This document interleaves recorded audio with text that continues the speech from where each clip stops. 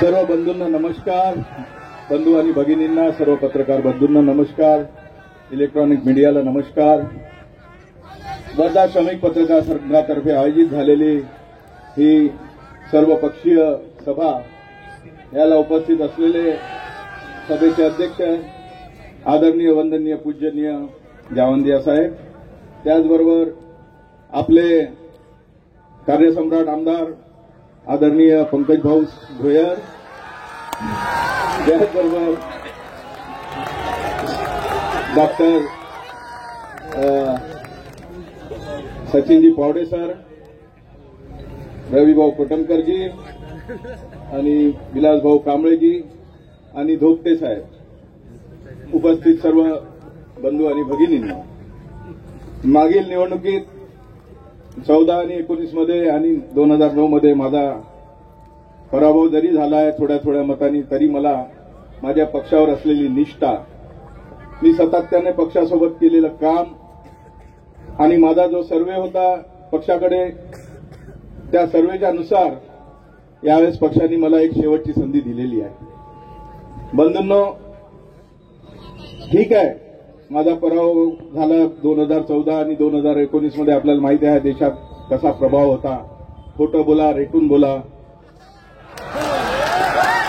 आणि ह्या देशाची जी काही सर्व म्हणजे ह्या देशाचा कायापालट होणार होता, कापसाचे, सोयाबीनचे, शेतमालाचे भाव हे भेटणार होते, अशा अनेक घोषणा, बेरोजगारांना 2 कोटी नोकऱ्या मिळणार होत्या, त्याचबरोबर मजूर वर्गांना त्यांच्या जे काही मजुरीचं हे आहे ते मिळणार होतं. अशा अनेक, म्हणजे वेळ कमी आहे परंतु घोषणा भरपूर होत्या. आणि मला एवढंच म्हणायचं आहे की जनतेची दिशाभूल करून सरकार बनलं, परंतु 2024चा मॅन्डेट हा त्या सरकारला मिळालेला नाही आहे. 2024 मध्ये या देशातील जनतेने ह्या सरकारला नाकारलेलं आहे. आम्ही नितीश कुमार आणि चंद्रबाबू नायडू यांच्या सहकार्याने हे सरकार बनलेलं आहे. संविधान बदलवण्याची भाषा या सरकारने केली होती. जनतेने त्यांना आपला जागा दाखवून दिलेली आहे. आणि मला एवढंच म्हणायचं आहे, ह्या 10 वर्षामध्ये ह्या वर्धा विधानसभेमध्ये कोणते कामं झाले तुम्ही सांगा. सर्व जनतेला माहित आहे की ह्या काय चर्चा चालू आहे आपल्या वर्धा शहराची, वर्धा विधानसभेची. संपूर्ण महाराष्ट्रामध्ये भ्रष्टाचाराने बरबटलेलं हे वर्धा, त्यांना माहित आहे की लोकप्रतिनिधी कशा पद्धतीनं काम करत आहे. सर्व जनतेमध्ये चर्चा आहे. मला कोणावर टीका नाही करायची आहे, परंतु जनतेला माहित आहे की कशा पद्धतीनं काम होऊन राहिलेलं आहे.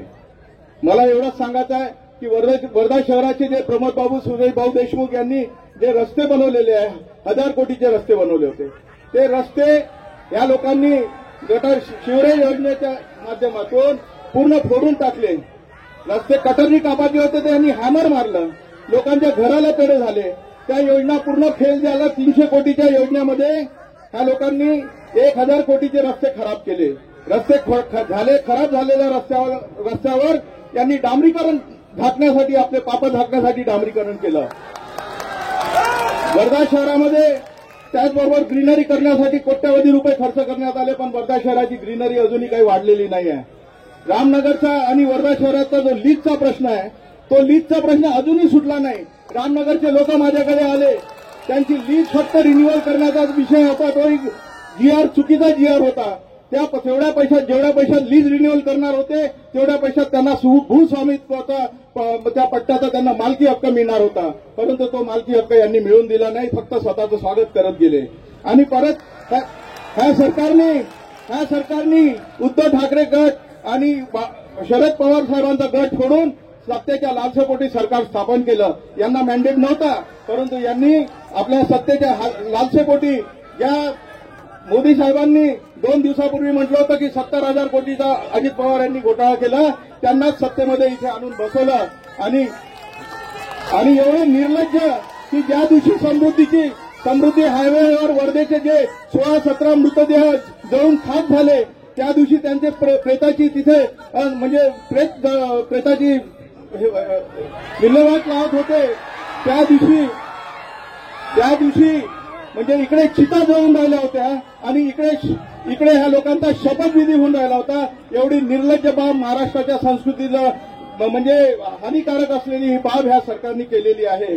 वर्धा शहरामध्ये आपण मला एकदा मी नगराध्यक्ष असताना आज वर्धा शहराची जी पाणी पुरवठा योजना आहे ती पाणी पुरवठा योजना मी माझ्या कार्यकाळात केलेली आहे. आजही वर्धा शहराला जे पाणी मिळत आहे आयटीआयच्या टेकडीवरून वर्धा शहरात पिण्याच्या पाण्याच्या 4 टाक्या मी त्यावेळी केलेल्या आहे. वर्धा शहराचा स्विमिंग पूल मी माझ्या कार्यकाळात केलेला आहे. माझ्या परिवाराला आणि मला आजपर्यंत भ्रष्टाचाराचा डाग नाही आहे. माझे वडील 30 वर्ष आमदार होते, परंतु आजपर्यंत एवढसा सुद्धा डाग माझ्या परिवाराला लागलेला नाही आहे. आणि माझ्या परिवाराला कोणताही काही, परंतु अलीकडच्या काळामध्ये कुठेतरी काहीतरी आपल्यावर टीका करायची, काहीतरी पायाची वाळू सरकल्यामुळे चिडून जायचं, टीका करायची, असे धंदे आतापर्यंत चालू आहे. सूतगिरण्या आमच्या बंद केल्या. आम्ही प्रशासनाला, राज्य सरकारला सांगितलं की आमच्या सूतगिरण्या चालू करून द्या, पण तुम्ही काँग्रेसचे आहे म्हणून त्यांनी आमच्या सूतगिरण्या चालू केल्या नाही.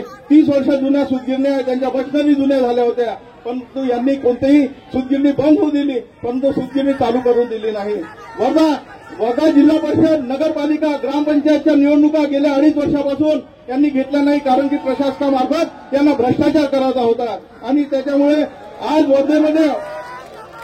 वर्धेमध्ये कोणताही उद्योग आलेला नाही. 10 वर्षामध्ये रेल्वेच्या हिंगणघाटला जाणारा पूल बनवू शकले नाही हे लोक. शेतकऱ्यांना पाणी देऊ शकले नाही, शेतमालाला भाव देऊ शकले नाही. सोयाबीन कापसाला जे मनमोहन सिंगचं सरकार होतं त्याही 11,000 रुपये भाव होता, सोयाबीनला 7,000 रुपये भाव होता. यांच्या काळामध्ये तो भाव एमएसपी प्रमाणे हमी भाव सुद्धा मिळून राहिला नाही.